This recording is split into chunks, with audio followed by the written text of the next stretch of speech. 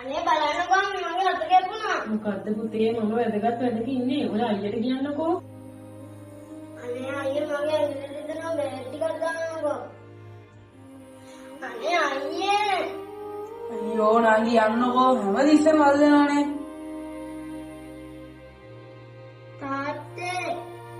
යන්නකොද ඔය අම්මා ළඟට? මම මේ වැඩක් කරනවා පේන්නේ නැද්ද?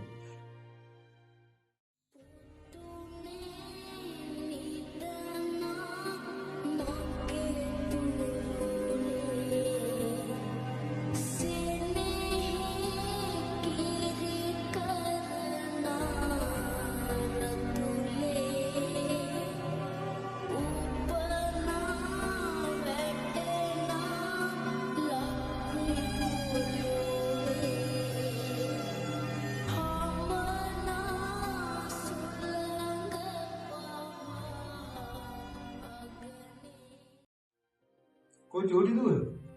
එයාට අතල දෙනව නේද? මම හිතුවා බැලුවා කියලා.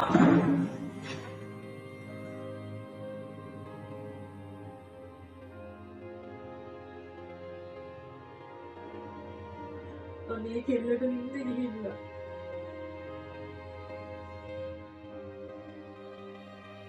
අපි හැමෝම හිටියේ එකම ගෙදර. ඒත් අපි කවුරුත් එකට හිටියේ නෑ. අපි ඔක්කොම මේ ෆෝන් වලට වහන් වෙලා. කවුරුත් දුව ගැන බැලුවේ නෑ. අපි විතරක් නෙවෙයි ගොඩක් දෙමව්පියන්ට ෆෝන් නිසා දරුවන්ව අමතක වෙනවා.